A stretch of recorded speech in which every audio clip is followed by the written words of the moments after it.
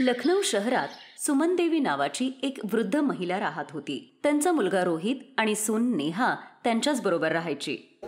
सुमन देवी एक सरकारी नोकरी करायच्या आणि त्या पगारावरच घरातला सगळा खर्च त्या भागवायच्या. रोहित आणि नेहा दोघांच्याही सवयी खूपच खर्चिक होत्या. ते दिवस रात्र फक्त मजा मस्ती करायचे. सुमन देवी त्यांना नेहमी समजावून सांगायची, पण ते त्यांचं काहीच ऐकत नव्हते. ते एका कानाने ऐकायचे आणि दुसऱ्या कानाने सोडून द्यायचे. सुमन देवी रोज खूप मेहनत करायच्या. सकाळी सगळं काम करून लवकर ऑफिसमध्ये जायच्या आणि संध्याकाळी उशिरा घरी यायच्या.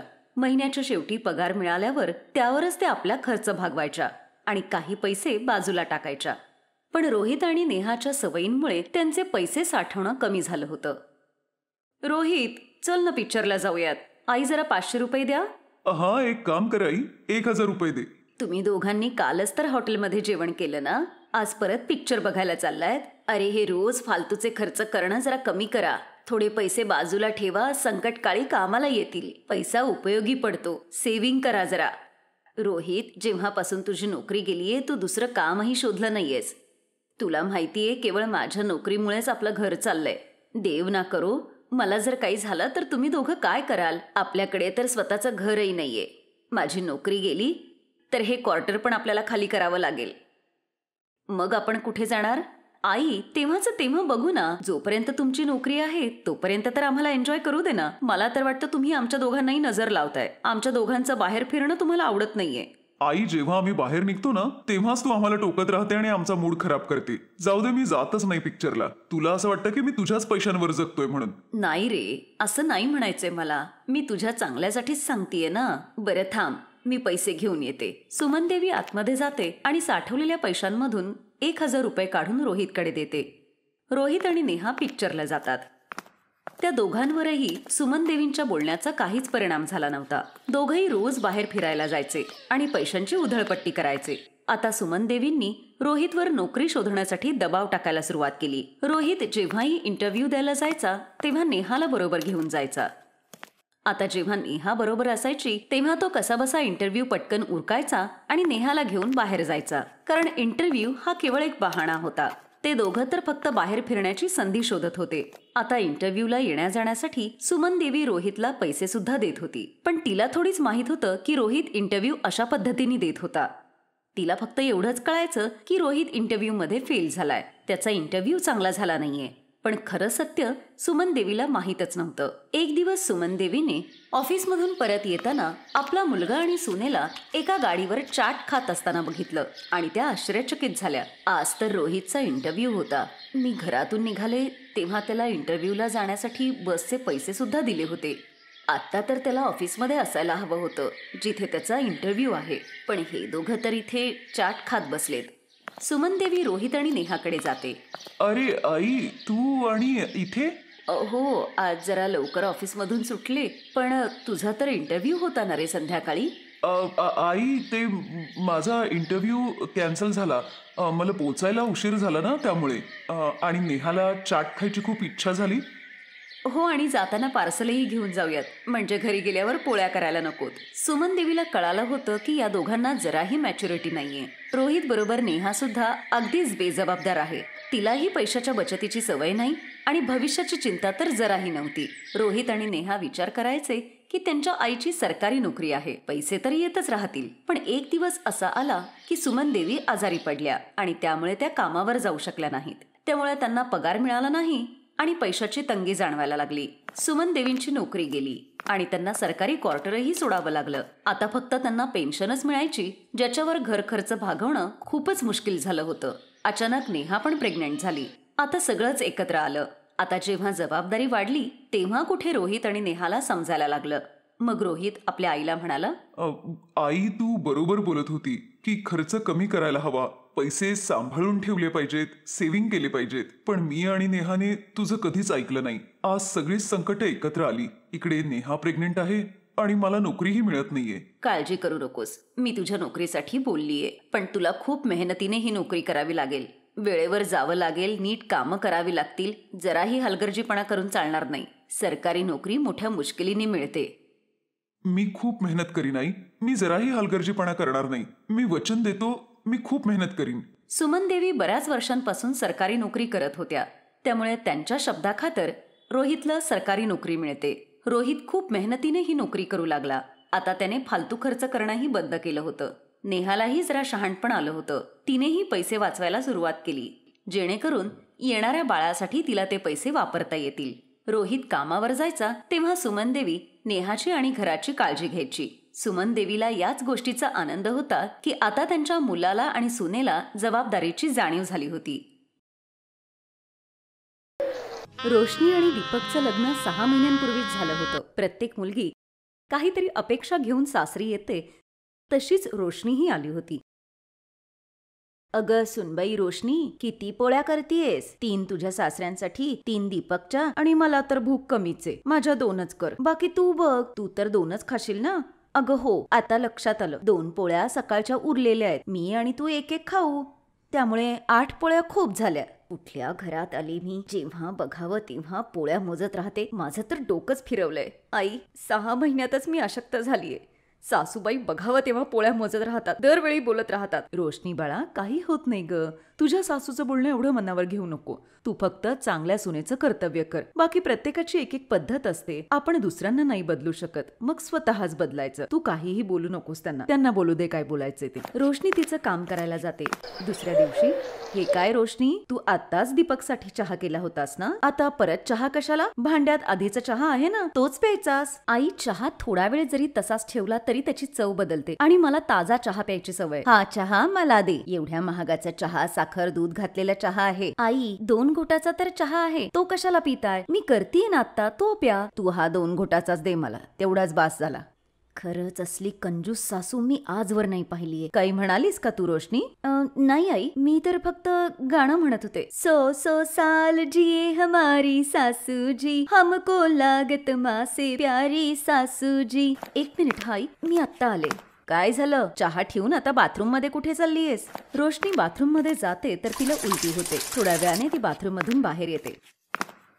काय झालं? सगळा चहा आटला बघ. एवढा वेळ काय करत होतीस? माहित नाही आई, कालपासून उलट्या होत आहेत. अगं, ऍसिडिटी झाली असेल. जा थोडं लिंबू पाणी घे, बरं वाटेल. पण ऍसिडिटी कशी आई? मी तर काही खाल्लंच नाही. रोशनी खोलीत येऊन आईला फोन लावते. आई, काय करू मी? तू सांग. डॉक्टरांकडे जाऊन येऊ की थांबू? 1 दिवस थांब बाळा, नाहीतर एक काम कर, दीपककडून प्रेग्नन्सी किट मागवून घे. कदाचित तुला दिवस गेले असतील. ठीक आहे आई, उद्यापर्यंत बघते. रोशनीला थोडं अशक्तपणा आल्यासारखं वाटतं. तेव्हाच, काय झालं ग रोशनी? जर खायचंच नव्हतं तर एवढा स्वयंपाक कशाला केलास मग? हे दोघं डबा घेऊन गेले. सगळा स्वयंपाक तशाच्या तसाच पडू नये. खायचं नाही तर मग करायचं कशाला? आई, माझी तब्येत जरा बरी नाहीये. थोड्या वेळाने खाते मी. आता रात्री काही करू नकोस. एवढंच बास होईल, समजलं?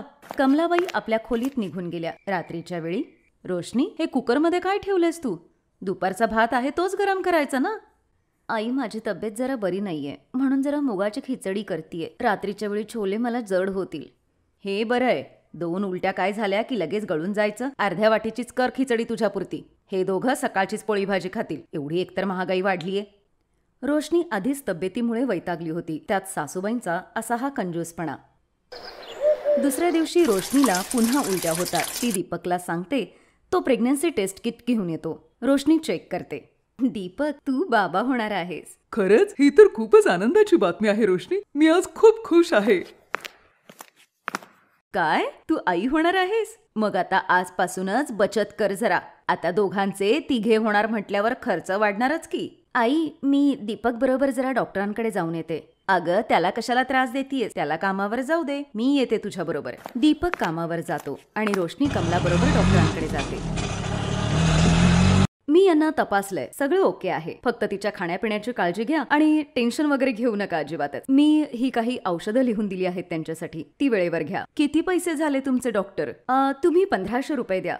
बाप रे, 1500 रुपये? अहो, केवढी जास्त फी तुमची. आणि औषधाचे वेगळेच की हो. आई, आता तर द्या, घरी जाऊन बोला ना. आता इथेच 1500 रुपये गेलेत. औषधांचे पण 1200 रुपये झाले. एवढे पैसे खर्च झालेत. आता रिक्षाचे 80 रुपये देणार नाही मी. चालतच चल घरी. उठे फसले मी या असल्या कंजूस सासूच्या घरात येऊन. कमला आणि रोशनी घरी येतात. आता रोशनी प्रेग्नेंट होती, त्यामुळे खाण्यापिण्यावर जास्त लक्ष देणं गरजेचं होतं. पण सासूचा कंजूसपणा वाढतच होता. एक दिवस, रोशनी, ए रोशनी, कुठे आहेस तू? आई मी बाहेर आहे, हे आंबेवाले आलेत ना तेच बघतीये. काय रे, कसे दिलेस आंबे? ताई 70 रुपये किलोनी दिलेत. 2 किलो घ्या, मग 60 रुपये लावतो. बोनीची वेळ आहे ताई. अरे काय लुटतोस काय आम्हाला बघून भाव वाढवतोस की काय? आणि हे आंबे तर बघ कसे बिलबिले झालेले आहेत. पण आई मला आंबे खायची खूप इच्छा झालीये. अच्छा, तुला आंबे खायचेत? हे घे रे बाबा 5 रुपये आणि मला एक आंबा दे. काय ताई एवढा कंजूसपणा करताय? 5 रुपये घेऊन एक आंबा देऊ होय? मग काय तुझी सगळी गाडीच घेऊ? एक आंबा फुकट दे. आला मोठा बोलणारा. चल निघ इथून. रोशनी चिडून घरात निघून येते आणि आपल्या खोलीत जाते. सगळा प्रकार ती आपल्या आईला सांगते. आता तूच सांग आई, एवढा कंजूसपणा, ते पण आंबे घ्यायला. मला एवढी इच्छा झाली होती आंबे खायची. अगं काही हरकत नाही, तू दीपकला सांग, तो संध्याकाळी येताना घेऊन येईल. एका संध्याकाळी रोशनीचे सासरे तिच्यासाठी काही सामान घेऊन येतात. कमला, हे देशी गाईचं तूप आहे आणि बदाम, काजू वगैरे ड्रायफ्रुट्स आहेत. रोशनीला आता 9वा महिना लागलाय ना, तिला हे ताकदीचं खायला दे जरा. अहो तुम्ही पण ना, एवढं सगळं आणायची काय गरज होती? उगाच खर्च करत बसता. द्या इकडे मला, मी आत ठेवते. कमला हे सगळे ड्रायफ्रुट्स आणि तूप लपवून ठेवते. एवढे महागातले बदाम काजू मी तिला देऊ? सगळेच खाऊन बसेल ती. हे तूप पण थोडंसंच वाटीत काढून ठेवते. 1 आठवडा तरी नक्कीच जाईल. बाकीचं लपवून ठेवते. रोशनीला हे काहीच माहित नव्हतं. आई बरोबर ती फोनवर सगळं बोलू शकत नव्हती. एक दिवस, आई माहित नाही मला, माझ्या हातापायावरची सूज वाढतच चाललीये. डॉक्टरांना दाखवून येऊ का? अगं असल्या छोट्या छोट्या गोष्टींसाठी उठसूट डॉक्टरांकडे जात बसायचं का? काही घाबरू नकोस. गरोदरपणात असं होतच. कमलाच्या भीतीने रोशनी हॉस्पिटलमध्येही जात नाही. एका संध्याकाळी, रोशनी काय झालं तुला? डोळे उघड रोशनी. आई बाबा लवकर या, रोशनी बेशुद्ध झालीये. अरे खाली झोपव जरा, पाण्याचे शिंतोडे मार, येईल शुद्धीवर. दीपक हे करतो पण तिला शुद्ध येत नाही. तो तिला घेऊन हॉस्पिटलमध्ये जातो.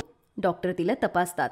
हे काय हाल करून ठेवले तुम्ही रोशनीचे? तुम्हाला कल्पना पण आहे का तिचं बीपी किती वाढलंय ते? तिची 15 दिवसांपूर्वीची अपॉइंटमेंट होती, तुम्ही आलाच नाहीत. एवढी बेपरवाई? तिच्या जीवावर बेतला म्हणजे? आई तुला माहित होतं ना रोशनीची अपॉइंटमेंट आहे ते? कमला आता घाबरली होती. तिच्याकडून मोठी चूक झाली होती. कमला, अगं थोडी तरी शरम आहे का तुला? एवढी कंजूशी, तेही आपल्याच सुने बरोबर. ती तुला आई म्हणते. ती तिचं माहेर सोडून आपल्या घरी आलीये. आता जर तिला किंवा बाळाला काही झालं तर तुला पश्चाताप करायची वेळ येईल.